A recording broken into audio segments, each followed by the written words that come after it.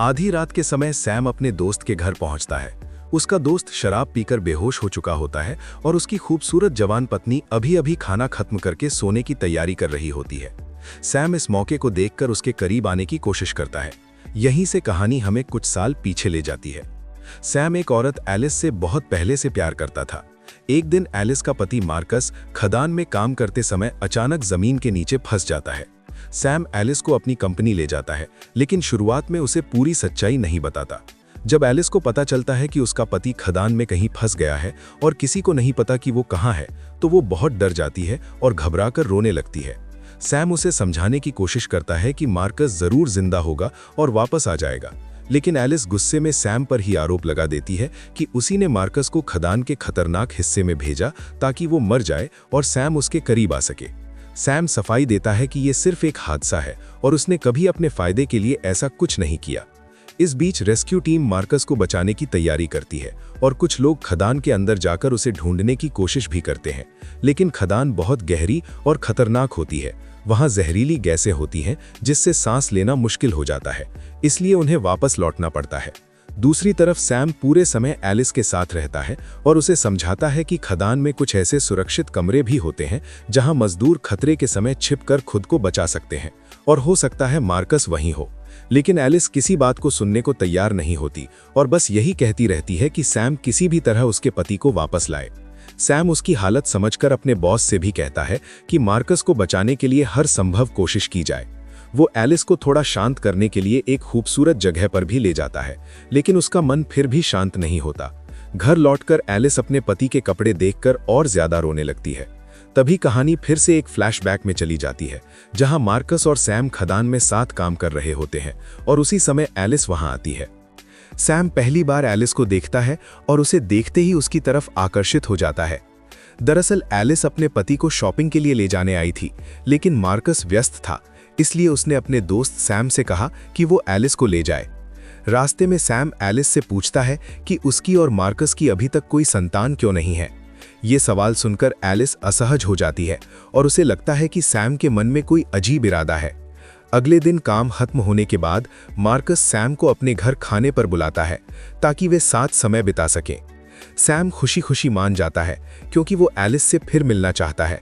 रात को तीनों साथ बैठकर बातें करते हैं और एक दूसरे को देखते रहते हैं, जैसे उनके बीच कोई अनकहा रिश्ता बन रहा हो। एलिस अपने पति को पिछले दिन की बात या सैम के अजीब सवाल के बारे में कुछ नहीं बताती। थोड़ी देर बाद वे तीनों डांस करने लगते हैं, लेकिन कुछ समय बाद मार्कस बहुत थक जाता है और शराब पीने लगता है। थोड़ी ही देर में वो इतना नशे में हो जाता है कि वहीं सो जाता है। सैम उसे उठाकर बिस्तर पर सुला देता है और अब घर में सिर्फ सैम और एलिस अकेले रह जाते हैं। एलिस उसे केक देने के बहाने किचन में बुलाती है। जब सैम उसकी खूबसूरती की तारीफ करता है तो एलिस के चेहरे पर गुस्सा आ जाता है और उसे महसूस होता है कि सैम के शब्दों के पीछे कोई गलत मंशा है। उसके दिल में डर पैदा हो जाता है और वो सैम से वहां से जाने को कहती है। वो कपड़े बदलने जाने ही वाली होती है कि अचानक सैम दरवाजे पर आ जाता है। अब उसकी आंखों में दोस्ती नहीं बल्कि कुछ और ही इरादा दिखाई देता है।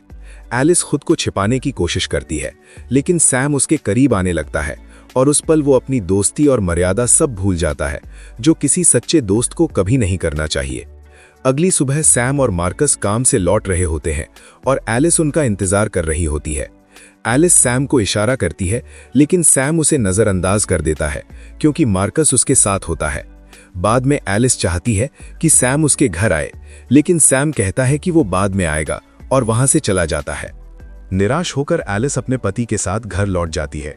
अगले दिन सैम अपने घर का दरवाजा खोलता है और उसे लगता है कि बाहर एलिस खड़ी होगी, लेकिन वहां मार्कस खड़ा होता है। उसे देखकर सैम चौंक जाता है। थोड़ी देर बाद सैम चोरी छिपे एलिस को मैसेज भेजता है कि वो उसके घर मत आए, लेकिन उसी समय दरवाजे पर दस्तक होती है और दरवाजा खुलते ही सामने एलिस खड़ी होती है। दोनों एक दूसरे को देखकर ठिठक जाते हैं। मार्कस हैरान होकर पूछता है कि वो यहाँ क्या कर रही है। एलिस धीरे से कहती है कि वो उसे ढूंढने आई थी। मार्कस गुस्से में उसे डांट देता है और कहता है कि उसका पीछा करना बंद करे। एलिस का चेहरा उतर जाता है और वो धीरे से माफी मांगते हुए वहां से चली जाती है।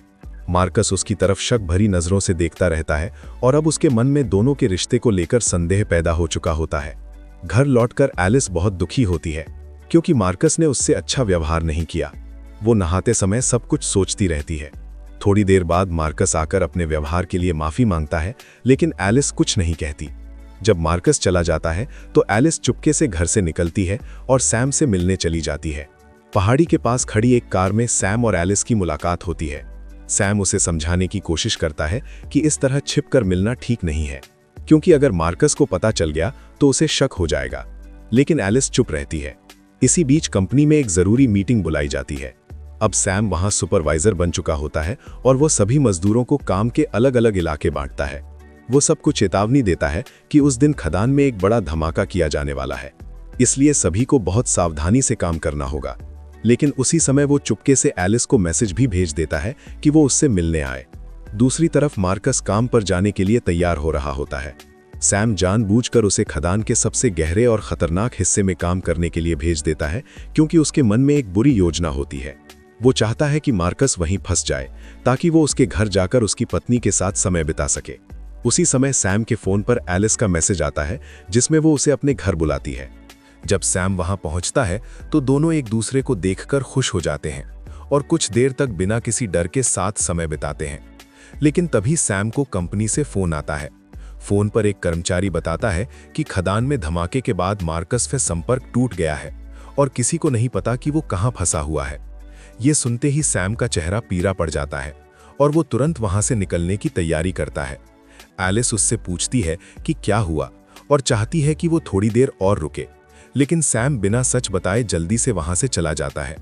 जब वो कंपनी पहुंचता है तो असली स्थिति सामने आती है।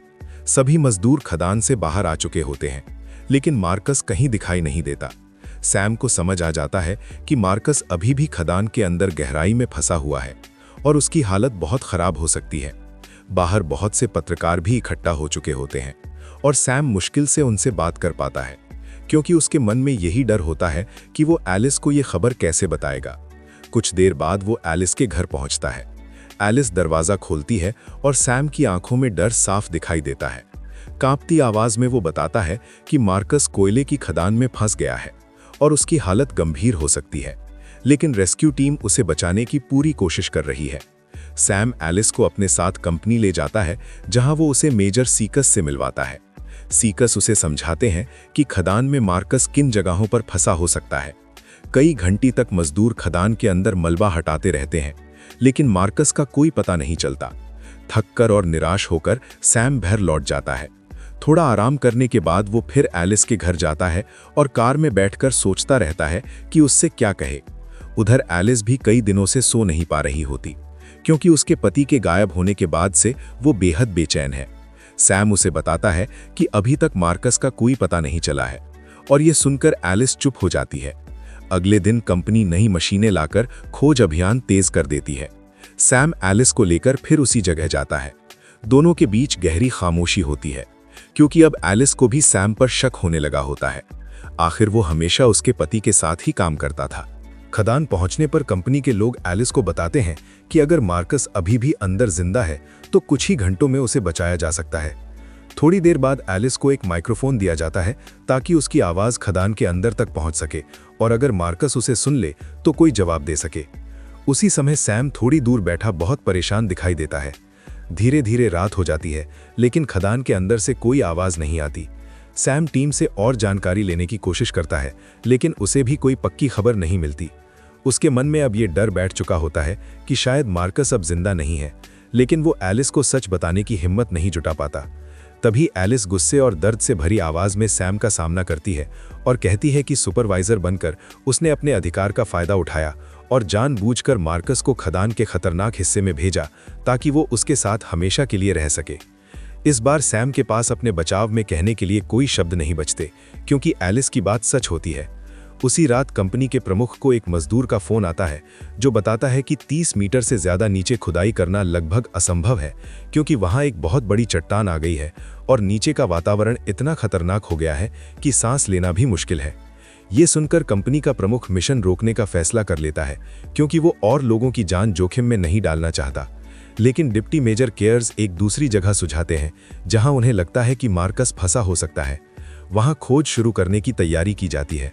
सीकर्स एलिस को समझाते हैं कि उस हिस्से की चट्टानें गिर चुकी हैं और अब उसे बचाने के लिए जमीन की सतह से बहुत गहरा छेद करना पड़ेगा। फिर एक खास कैप्सूल के जरिए उसे ऊपर लाया जाएगा। ये सब सुनकर एलिस पूरी तरह टूट जाती है और कंपनी के मैनेजर से सीधे बात करने का फैसला करती है, लेकिन मैनेजर भी उसके सवालों का सही जवाब नहीं दे पाता। अगले दिन जमीन में गहरा छेद करने का काम शुरू होता है और एक भारी ड्रिल मशीन लगातार जमीन को काटती रहती है, लेकिन अचानक ड्रिल टूट जाती है और बहुत कीमती समय बर्बाद हो जाता है। समय बीतने के साथ साथ लोगों की उम्मीदें भी धीरे धीरे खत्म होने लगती हैं। बाद में वे उस छेद में एक कैमरा नीचे भेजते हैं ताकि अंदर देखा जा सके। स्क्रीन पर एक आदमी बेहोश हालत में पड़ा दिखाई देता है। वे माइक्रोफोन से बार बार उसका नाम पुकारते हैं, लेकिन अंदर से कोई जवाब नहीं आता।